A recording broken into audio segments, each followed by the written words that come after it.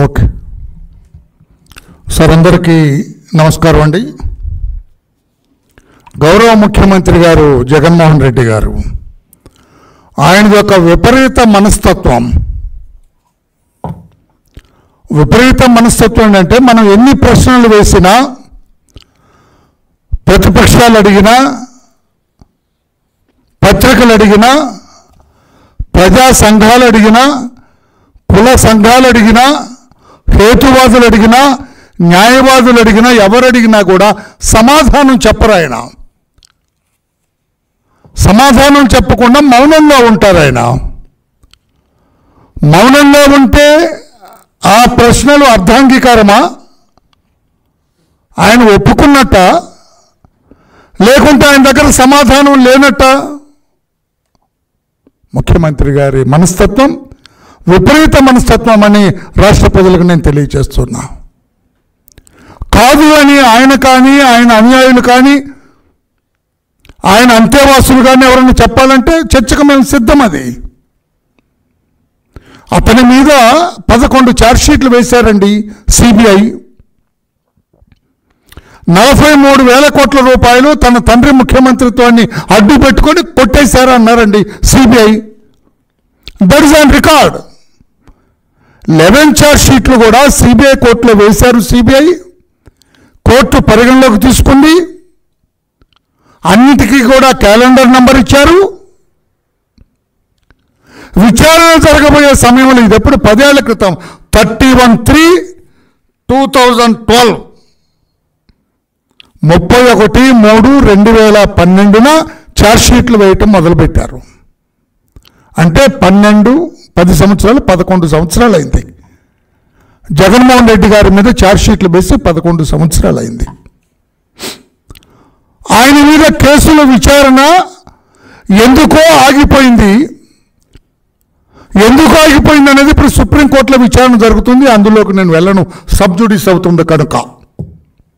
న్యాయశాస్త్రం గురించి కాస్త కూస్తే నాకు తెలుసు కనుక ఎందుకు ఆయన కేసుల విచారణ 11 సంవత్సరాలుగా అట్లా ఆగిపోయింది? Who stayed this? Is it a legal stay or illegal stay? ఇదంతా కూడా సుప్రీంకోర్టులో ఆ కేసులో తెలుస్తారు కనుక అందులోకి నేను వెళ్ళను. At the same time enforcement directorate కూడా 5 కేసులు రిజిస్టర్ చేశారు. 5 కేసుల్లో కూడా ఛార్జ్షీట్లు వేశారు. 2,000 కోట్ల రూపాయల పైచిలకు ఆస్తులు స్వాధీనపరుచుకున్నారు జగన్మోహన్ రెడ్డి గారి ఆయన కో accused, connecting him as N accused for the offence. ఈ నేరానికి సంబంధించి, ఇతను చేసిన తప్పులకు సంబంధించి దాదాపు 2,000 కోట్ల పైచిలకు ఆస్తులు, ఆ లిస్టు కూడా ఉన్నది. ఏ ఆస్తులు లిస్టు కూడా నాకు ఉంది, సీజ్ చేసింది. ఇవన్నీ రాష్ట్ర ప్రజలకు వివరంగా చెప్పాల్సిన అవసరం లేదు, మీకు కూడా తెలుసు. నేను ఎందుకు ఈ రోజున ప్రెస్ ముందుకు వచ్చానంటే, 8 ఎకరాల పొలం బిట్లుగా 10 సెంట్లు 15 సెంట్లు చేస్తే, టోటల్ చేస్తే 8 ఎకరాల పొలం అన్యాయక్రాంతం చేశాడని జార్ఖండ్ సీఎం హేమంత్ సోరెన్ గారిని నిన్న ఎన్ఫోర్స్మెంట్ డైరెక్టరేట్ అరెస్ట్ చేశారు. అతను ముఖ్యమంత్రిగా ఉండగా, ముఖ్యమంత్రి పదవిలో ఉండగా అరెస్ట్ చేశారు. అప్పుడప్పుడు అతనితో రాజీనామా చేయించారు, సెంట్రల్ జైలుకి పంపించారు. I appreciate the action of enforcement directorate. Excellent action.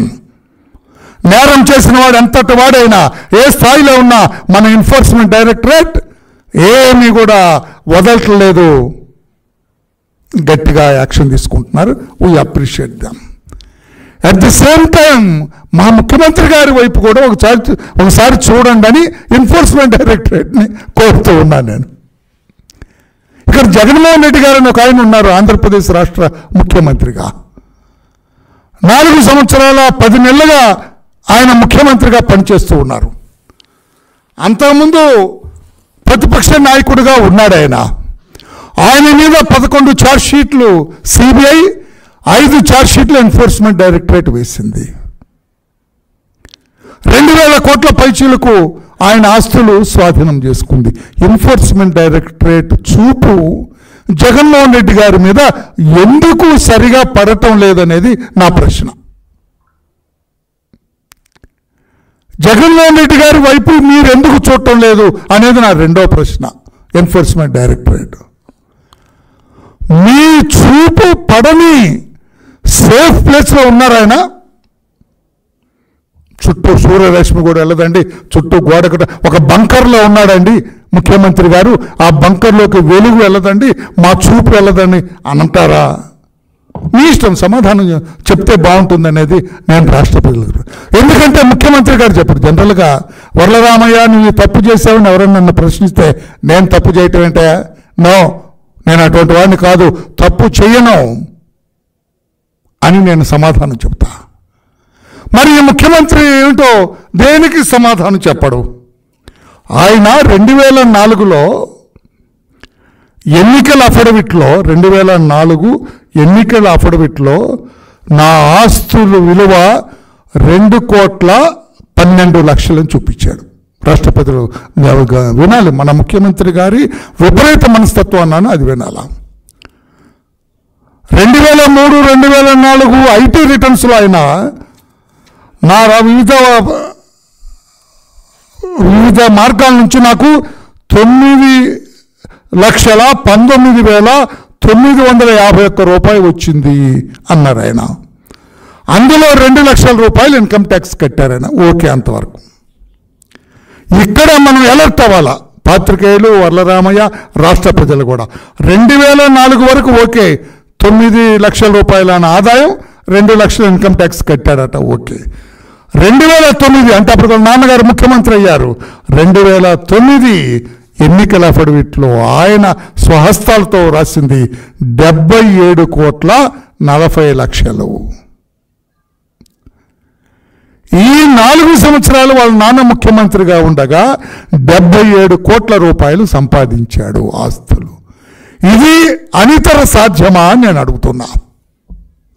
Jaganmohan Reddy గారు ఎందుకు లేదండి, వరలరామయ్యకి వచ్చింది, చంద్రబాబు గారికి వచ్చింది, ఆ సాహెబ్ గారికి వచ్చింది అని చెప్పాలి ఆయన. నేను ఆ రోజున కూడా అడిగాను. నేను హైదరాబాద్ తెలుగుదేశం పార్టీ కార్యాలయం నుంచి ఇదే జగన్మోహన్ రెడ్డి గారి ఆనాడు రాష్ట్ర ప్రధాన కార్యదర్శిగా నేను ప్రశ్నించా, పలు దఫాలు సమాధానం చెప్పాల. ఎందుకు సమాధానం చెప్పరు మీరు? This is the way I acquired amount. ఈ మార్గాల ద్వారా నేను సంపాదించాను, వ్యాపారం చేశా, కాయ కష్టం చేశా, ఉద్యోగం చేశా, ఇటుకిటుకో పేల్చా, కంపెనీలు నడిపా. చెప్పు. 77 కోట్లు వచ్చినాయట, వాళ్ళ నాన్న ముఖ్యమంత్రి అట, ఎలా వచ్చిందో మాత్రం చెప్పడట. ఇది ఎక్కడ న్యాయం పాత్రికేయ సోదరులారా? ఇటువంటి వ్యక్తి మనకు ముఖ్యమంత్రి అయితే ఎలా రాష్ట్ర ప్రజలారా? ఇటువంటి వ్యక్తి ఆస్తులు వస్తాయంట, ఎలా వచ్చినో చెప్పడంట. మీ మౌనం అర్ధాంగీకారం అనుకోమా? మీ మౌనం శిక్షార్హం కాదా? అవినీతి మార్గాలు సంపాదించిన డబ్బని నేనంటే మీరు మౌనంగా ఉంటే అది అంగీకరించినట్టు కాదా? మరి మీరు శిక్షకు అర్హులే కదా జగన్మోహన్ రెడ్డి గారు. తర్వాత ఇంకొక విచిత్రమైన విషయం, 2010 మరు సంవత్సరమే 2009లో 77 కోట్లు, 2010లో 85 కోట్ల రూపాయలు అడ్వాన్స్ ట్యాక్స్ కట్టినాడండి. ఆర్థిక సంవత్సరానికి 2009, 2010కి 85 కోట్ల రూపాయలు అడ్వాన్స్ ట్యాక్స్ కట్టినాడు జగన్మోహన్ రెడ్డి గారు. నేను అడుగుతున్నా, ఈ రోజున రాష్ట్ర ప్రజలను తెలుసుకోవాలనుకుంటున్నారు. మళ్ళీ ఎలక్షన్